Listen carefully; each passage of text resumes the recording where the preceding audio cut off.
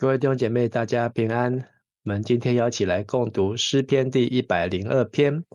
诗篇102篇总共有28节，我们一起来读今天的经文。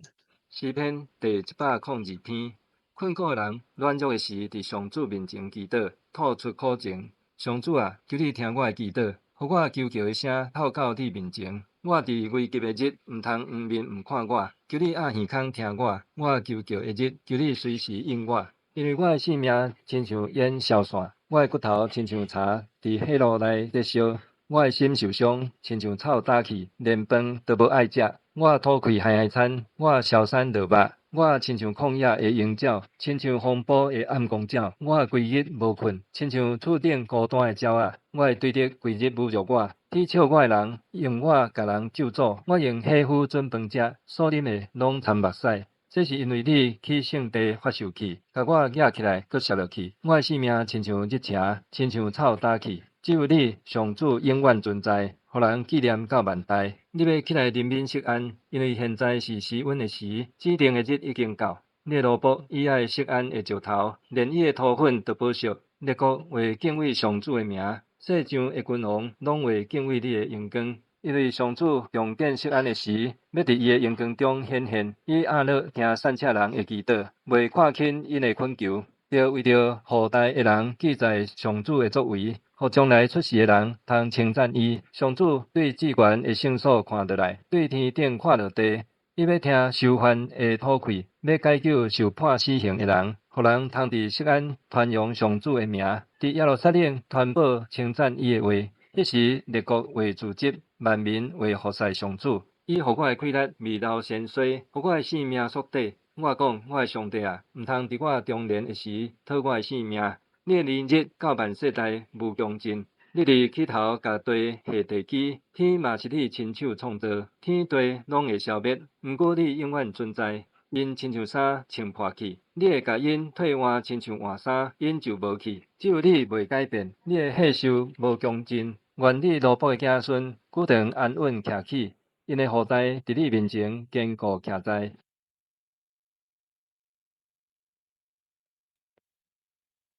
诗篇102篇，是一首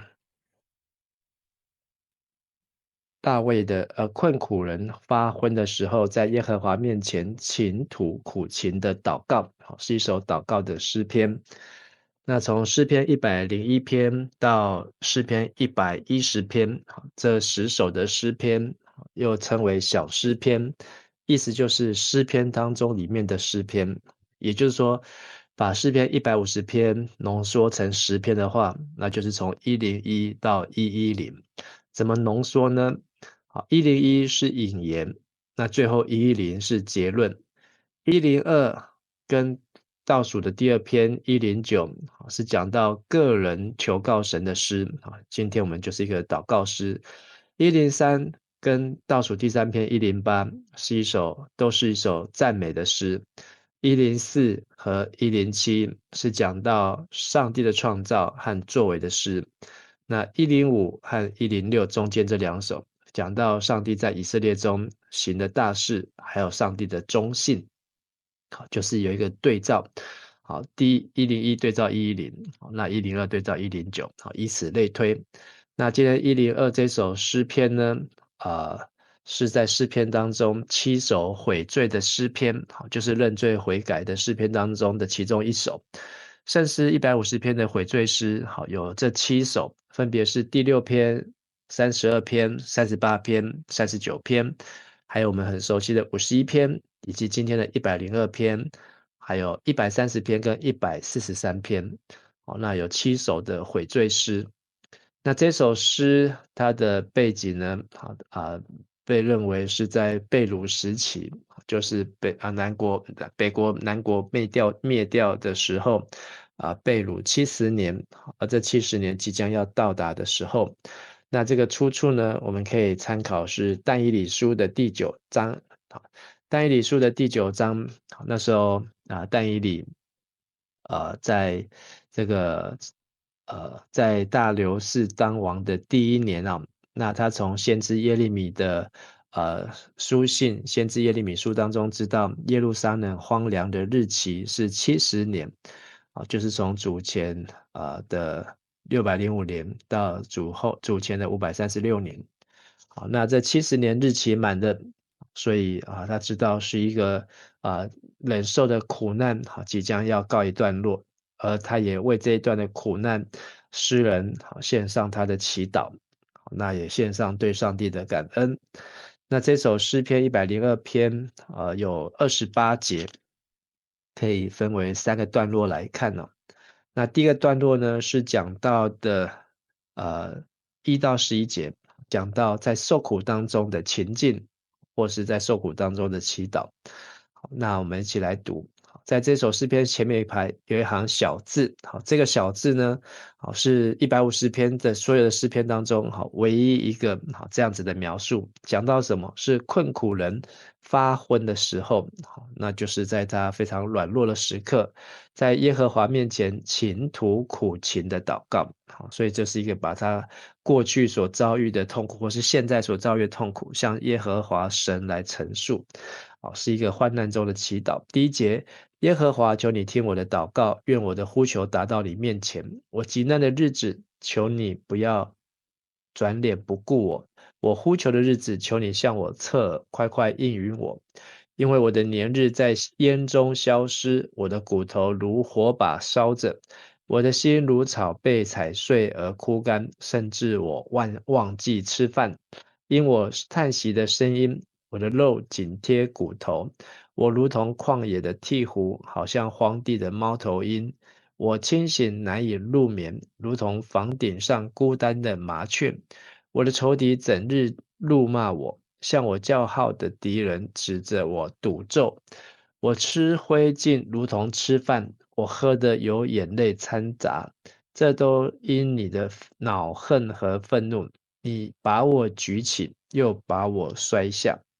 好，那这首诗呢？好，他一开始诗人向上帝的祷告，好，表明他的困苦。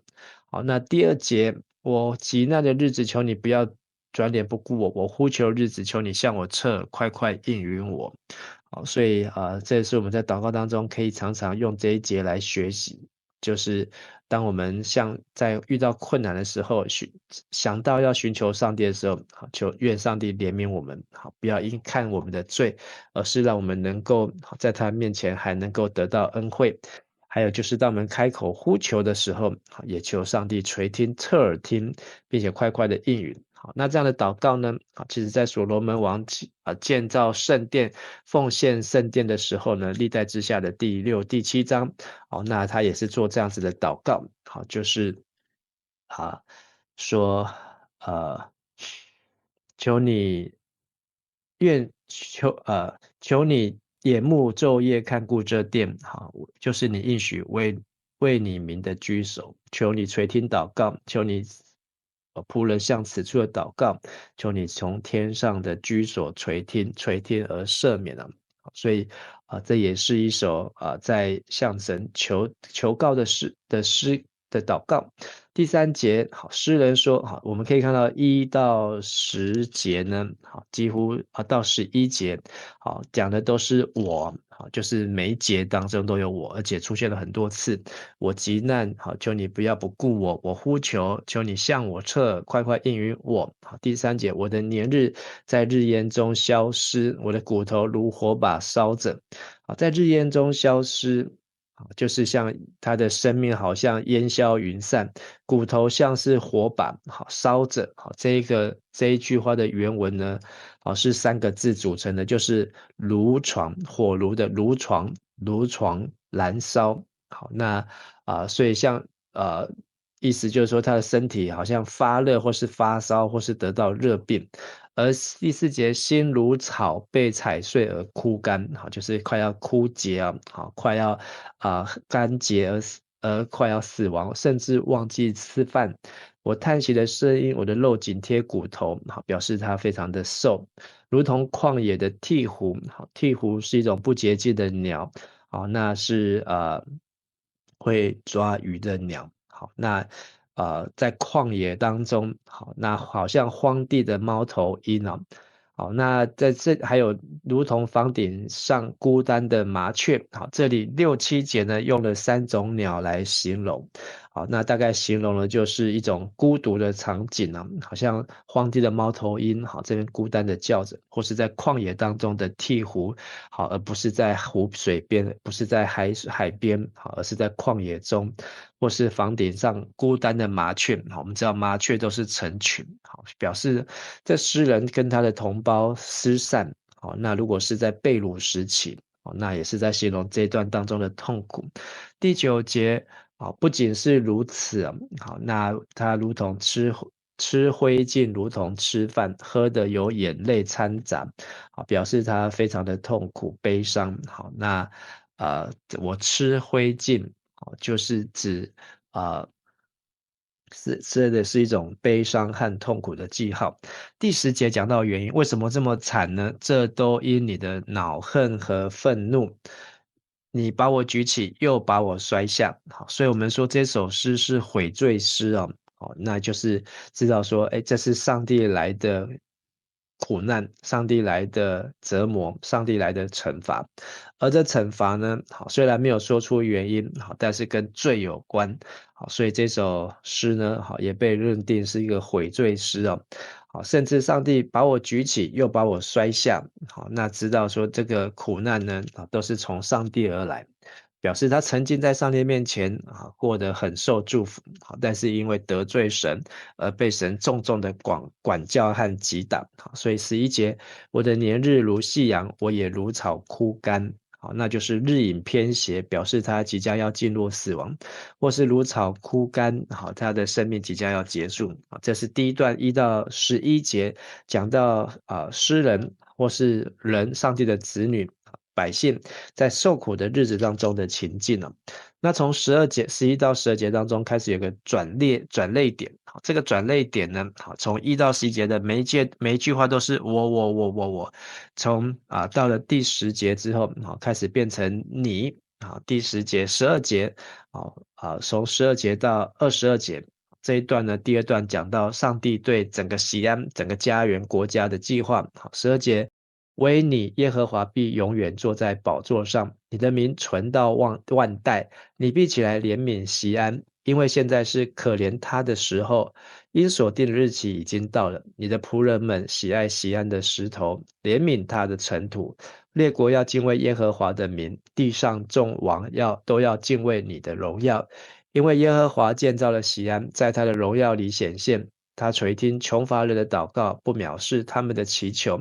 这必为后代的人记下，将来受造的百姓要赞美耶和华，因为他从至高的圣所垂看，耶和华从天向地观看，要垂听被囚之人的叹息，要释放将死的人，使人在锡安传扬耶和华的名，在耶路撒冷传扬赞美他的话。就是在万民和列国聚集侍奉耶和华的时候。好，那我们提到12节开始有个转变，这个转变呢，就是一开始都是看到好，我的年日，我的骨头，我的心，我的叹息，我的肉，好，我的梦，我的仇敌，好，然后我的吃，我的喝，好，那一直看着自己的这样的苦难。但是12节呢，开始是以你好，你是谁呢？好，你是耶和华，永远坐在宝座上，你的名必存到万代。好，讲到世世代代，而你必起来怜悯可怜，你必起来怜悯锡安，因为现在是可怜他的时候，因所定的日期已经到了。好，所以为什么说这一个诗篇的背景可能在但以理书第9章呢？好，因为讲到就是上帝的日期已经到，70年的管教日子已经到了。好，上帝要再次起来怜悯锡安，怜悯耶路撒冷，现在就是可怜他的时候。好，就是上帝好不再用这个怒目来相向，好，而是上帝开始要来用慈爱怜悯，好，让他因为上帝的话应许要成就。14节，你的仆人们喜爱锡安的石头，怜悯他的尘土。好，那所以现代中译本的翻译说，虽然锡安已被摧毁，你的仆人还是爱他；虽然他已成为废墟，他们还是怜惜他。所以直到讲意思说，即便这个地方在人的眼中来看已经残破不堪，但是上帝的子民仍然眷爱这个耶路撒冷锡安。好，连上帝的子民都这样的眷爱锡安，更何况是上帝呢？好，15节，列国要敬畏耶和华的名，地上众王都要敬畏你的荣耀。所以这个锡安呢，好，必要继续的成就上帝的应许，是一个流奶与蜜的迦南美地，好，是一个应许之地，好，是一个要来容神益人的地方。好，所以列国、列王、众王都要在这个地方再次来见证神。16节，因为耶和华造了锡安，在他的荣耀里显现。好，所以为什么这个城这么样子的神圣？好是这么样的独特？是因为这是神所造的，而他也垂听穷乏人的祷告，不藐视他们的祈求。好，那对照这个历代之下的第7章，好，所罗门献圣殿的时候，在这个圣殿的祷告，为这圣殿的祈祷，好及宣告，好，就是求你睁眼看，侧耳听，在此处所献的祷告，好，因为这称为我名下的子民，若是谦卑自己，祷告寻求人面，转离他们的恶行，我必从天上垂听，赦免他们的罪，医治他们的地，必睁眼看，侧耳听，在此处所献的祷告。所以在这里的祷告呢，是被遮盖的，是被连续的，是在上帝的应许当中，而这必为后代的人记下，将来受造的百姓要赞美耶和华。所以意思就是说从刚才12节到17节。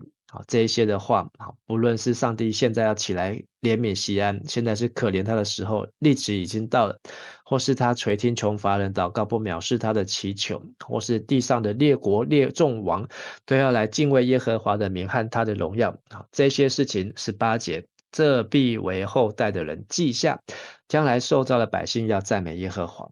好，那就指的这些上帝的话呢，必定不落空，而且要成就。好，所以诗人有这样的体验，有这样的相信这些事情不会只是偶然巧合的发生，而是在上帝的计划永恒的心意当中。所以不是只有在那个时代，后人都要永远的记得。20节，神要垂听被囚之人的叹息，要释放将死的人，使人在锡安传扬耶和华的名，在耶路撒冷传扬赞美他的话。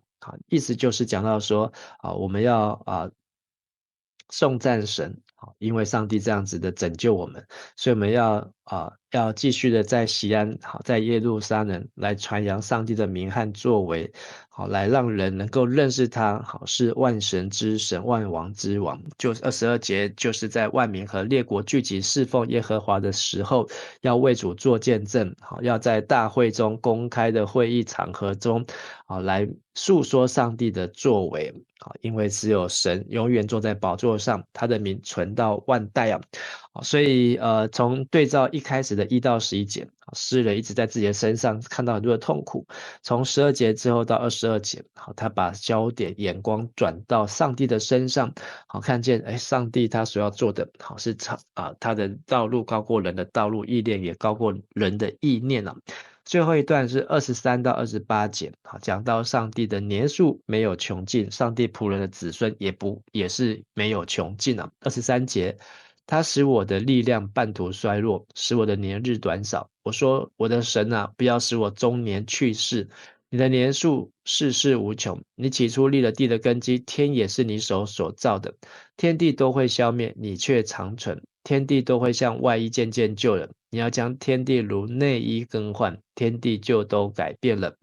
唯有你永不改变，你的年数没有穷尽，你仆人的子孙要安然居住，他们的后裔要坚立在你面前。第3段讲到上帝不受时间空间的限制，而上帝要把这样子的祝福不是只有在眼前这一代，也要传到世世代代的子孙呢。好，23节，他使我的力量半途衰弱，使我年日短少。好，讲到在这个国家或是被掳的时刻，本来是一个上帝祝福的子民，好，却在好像突然就被掳走了。那所以我说24节，我的神啊，不要使我中年去世，你的年数世世无穷。那意思就是说，虽然他们知道他们犯罪，向神承认悔改，但是呢，他们也祈求上帝能够手下留情，不要断绝他们的后代，不要让他家道中衰，或是让他中年去世，就是还没有日子满足。第二个，让他们的年数能够世世无穷，意思就是能够一代又一代，能够继续的来见证上帝的作为。好，25节，你起初立了地的根基，天也是你手所造的，天地都会消灭，你却长存，天地都会像外衣渐渐旧了，你要将天地如内衣更换，天地就都改变了。好，那26节呢？好，那我们可以看到是在希伯来书的第1章。好，第1章的第10节到第12节，好，那就引用了这个诗篇的102篇啊。好，那讲到希伯来书的第1章，讲到古时候上帝借着他的儿子说话，讲到上帝的儿子超越天使，好，又讲到关于使者或是这个天使呢，好，上帝呢永不改变，上帝的年数没有穷尽啊。好，27节，唯有你永不改变，你的年数没有穷尽。好，那所以在这一段当中呢，好，102篇好就被希伯来书好来引用。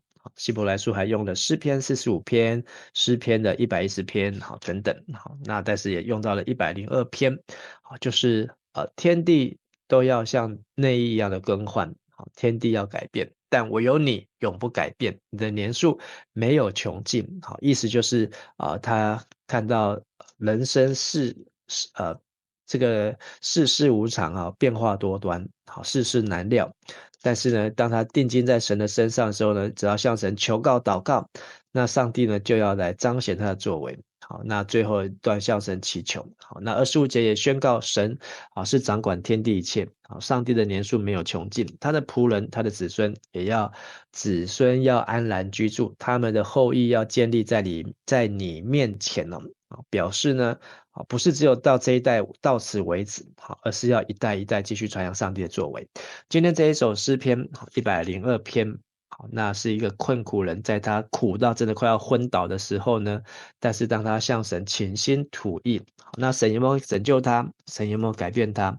好，如果没有的话，我想这个诗的大概就不会有人再继续唱。那也想必这个诗人一定是亲身的经历上帝，当他求告上帝，上帝就来伸手搭救的时候，他才会愿意继续的忠实的把这首诗歌的传扬出去啊。所以里面讲到上帝会垂听穷乏人祷告，上帝也会垂听被囚之人的叹息，好，即便他们是被掳，好，成为人家的这个被掳的子民，好的人民，但是或是一个即将要死的，好，但是呢，好，上帝压伤的芦苇它不折断，将残的灯火它不吹灭，上帝也不使我们半途，好，使我们力量半途衰弱，好，也不是我们中年去世，而是让我们能够一代传给一代，好，能够完整的来传承哦。好，盼望我们从今天这首诗篇当中呢，好，我们能够好好的来体会，我们虽然在人生当中有各样的苦楚、各样的难处，好，但是我们要知道，好，这一切都是因为罪的缘故。好，那我们怎样把我们的罪交给耶稣基督？怎样让我们能够坦然无惧来到上帝的施恩宝座前？让我们能够提起上帝的名，而不会害怕，而不会提心吊胆。好，因为也知道上帝垂听我穷乏人祷告，不藐视我们的祈求，我们就能够坦然无惧的向神来诉说，向神来宣告，能够来见证。好，上帝永不改变他的年数，没有穷尽。且不是只有到我们这一代，我们的下一代，世世代代都要建立在上帝的面前。我们一起来祷告，谢谢天父上帝，让我们从今天的102篇再次来看见以色列人被掳归回的期间，他们彻底的来深刻的反省和检讨，也知道上帝的殿不是贼窝，上帝的殿不是做买卖的地方，上帝的殿是一个万民祷告的殿，让我们能够汲取这些以色列南国的教训，让我们能够以神的家为任，同时也能够在你的圣殿当中来服侍你、敬拜你、来尊荣你，好，让你的作为、让你的恩典、让你的祝福能够一代一代的传承，透过教会，也使教会的世世代代都能够来高举荣耀你的圣名。我们这样祷告祈求，奉主耶稣的名求，阿们。谢谢大家，大家平安。